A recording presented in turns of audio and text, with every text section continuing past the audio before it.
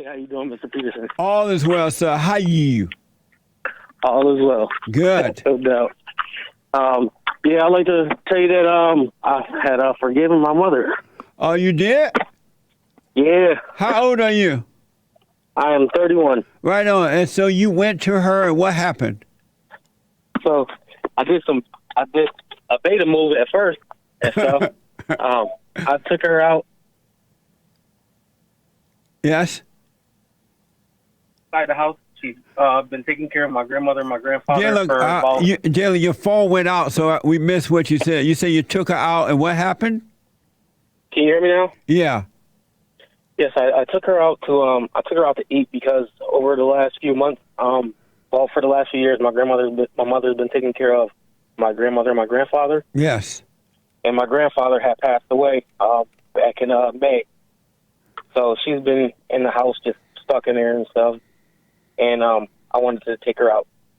So in doing so, I wanted to also talk to her and stuff, let her know where I'm at, and forgive her. Yes. So I took her out to dinner and stuff. I told her that it was going to be that I needed to speak to her about something important. So the next day, she had called me, and my stepfather and stuff asked if he can go with us. So I told her like, hey, it's between me and you, but he's been there forever and stuff, you know. Freaking, it's up to you if you want him to come or not. But it's important that we have to talk about. So I took her. I had took her out to eat and stuff. We were out there telling her, you know, like, I forgive you. Well, first I explained to her, you know, like why I'm forgiving her. And then I explained to her, you know, like things that been going on in my life and stuff, how she affected me and how she had influenced my life without knowing so. And I thought she was going to start like getting all defensive, and at first she did. And I corrected her like, hey, Mom, you know, before you start to defend yourself, this is not about you. This is about me and what I need for myself. So she let me explain. And when I was telling her what I was telling her and stuff, she got up from the table. She was crying, and then she gave me a hug. And was like, I'm sorry, I didn't know I was doing it, and I didn't know these are some things that you had went through. Amazing. Amazing. Yes. So, so when I was first talking to her and stuff, man, I was all shaking and stuff. Man, I'm like, man. So then when I finally forgave her, and she looked at me, and man, there was no shaking, no nothing. Right on. And stuff, man. Yep. I just spoke with her with full confidence, got everything off of my mind. It was like, as soon as I forgave her, there was no more fear. It was no more shaking. I didn't shake anymore. Amazing. Man, she was just like, yo, I'm so sorry, and I apologize and stuff. I love you. And our relationship over the past 3 weeks and stuff, over the past couple weeks, it's been really good. Normally when I see her, like, hey, what's up, son? You know, like, pretty much hi-bye and stuff. You know, right now stuff is like, hey, how you doing, son? Hey, what's going on? And stuff like that. Amazing, man. Yeah, it was pretty cool and stuff, you know, doing that. But I haven't returned to my father. Yes. And that's a hard one for me. And why? And stuff. Because, like my mom turned me into her and stuff. Yes. So, yeah. So, like, you know, my dad was in and out of my house, in and out of my life, you know, over the years and stuff. For the last 4 years, I've been taking care of him physically. He has diabetes, and he is on dialysis as well. Yes. And he is stubborn, like the most stubborn guy in the world and stuff, man. I can't, like, sometimes when I first got introduced to him again, well, not introduced, but when I first started talking to him again, and I was asking him, you know, like, pretty much what you were saying and stuff. I wanted to know, like, why hasn't he been there, or what happened between him and my mom and this, and he got all mad and stuff, you know, started, like, talking all crazy and stuff. So, you know what, I was like, you know what, man, forget it, and I walked off, you know. Then that was in, and then over time and stuff, you know, we talked, we got a little bit better, but I never brought that conversation back up to do so. Well, you're going to have to forgive him and realize he can't help it. And then you'll be done, and you're going to treat both of them like an adult. because you're not their baby, you're not their little boy, you're not their child. You're a grown adult male, so you got to forgive your father. He can't help it either. And that way, when you deal with him, as with your mother, you would never deal with him with fear anymore. And no one, you're going to treat everybody the same. It's going to be amazing for you. So stay with the silent prayer. Go forgive your father. And however he acts, just watch him as though you're watching a movie, as you've heard me say, and you'll be fine. Word.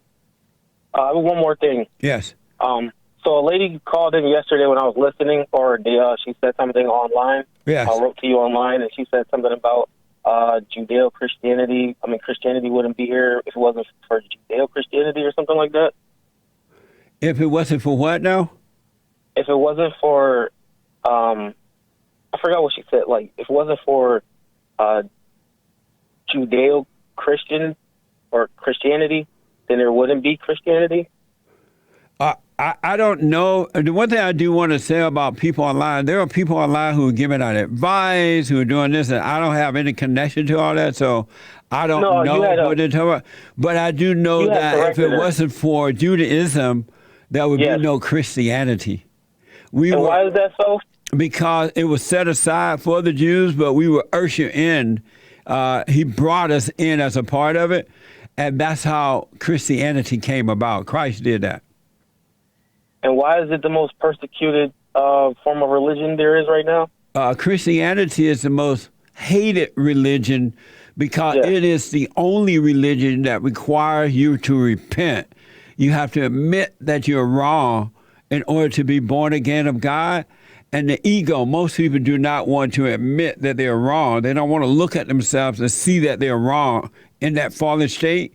And because of that, Christianity is the most hated religion on this side of heaven. Wow. Amazing. I'm truly blessed, man. I really appreciate, I really thank God and stuff for showing me you, and I thank God for you and Donald Trump and stuff. You two people that entered my life this year. Yes. And it's been amazing. The things that you're doing, the things that you have been doing, I've been watching you morning, noon, and night. And it's changing my life. It's changing me for the better. And the more that I see what it is and stuff, the more and more distant that I'm getting away from people around me. Yes. And that's the beauty of it. Now that you return to the Father, you're born again of God, you're going to find, without even effort on your part, you're going to be in the world but not of it. It's like you're looking at it's like you're in an environment, but you're not personally being affected by it.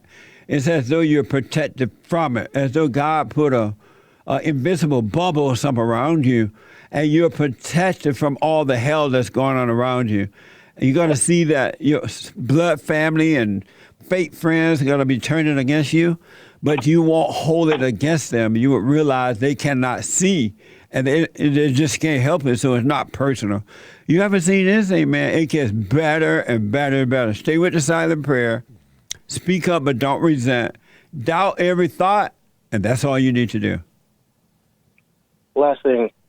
Sometimes when I begin into these pretty much debates and stuff with family and friends and stuff, like because they only thing that they know is the news. Fox News, CNN, they don't do the research. Right. So they cannot stand Donald Trump, and it's horrible. Black people just don't do the work. Right. And that's because not all, but most black people are incapable now. They don't have it in them to build and make things better and research and know for themselves. They've been dumbed down, and it's hard for them to know. They just go by whatever you tell them. Law is a lie. If you tell them the truth, they're going to reject the truth. And they're into the lie now. They love the lie over the truth. They love affirmative action. They love reparation. They love free stuff. They love hating. They are not of God. So now you will become an example for them. And the few that are seeking, they will see that in you, and you will be able to point them back to the right way. Last thing I'm going to say is one thing you always say and stuff that black people they can't. And I will say, I'm not going to say that they can't. I'm going to say that they refuse to. Yeah. Not that they can't do the work or they can't learn and stuff. They refuse to and stuff because most of the time when I'm talking to them, they're like, they understand certain things I'm saying and stuff. And then when I say something else, they're like, they reject it. They refuse to acknowledge that it's a fact and stuff. And they believe what they want to believe. Yeah. And there are a few out there, though. There are a few blacks because I'm running into them all the time now. They listen to the show. They call in for counseling. They attend the church service. There are some who are waking up. And the beauty about God is the few that he's seeking. A few is greater than the many. And so only a few will find that straight and narrow path. And those are the ones that are looking for it. And those are the ones that you'll be able to help. Amazing testimony, man. Thank you for it. Thank you very much, man, for all that you do. And I'm definitely still going to do support bonds, still going to be around, listen to you every day, and keep on carrying the message of the good Lord. Thank you, buddy. Call me again, all right? I appreciate you. Well, you do, man. I don't know if anybody ever told you this and stuff, man, but I love you, man. Thank you very much. Thank you, man. I love you, too, and I appreciate that. I don't take that for granted at all. Thank you. Thank you very much. I'll talk to you later, Mr. Peterson. All right, buddy. Amazing. Really. When you overcome hate, you become of love.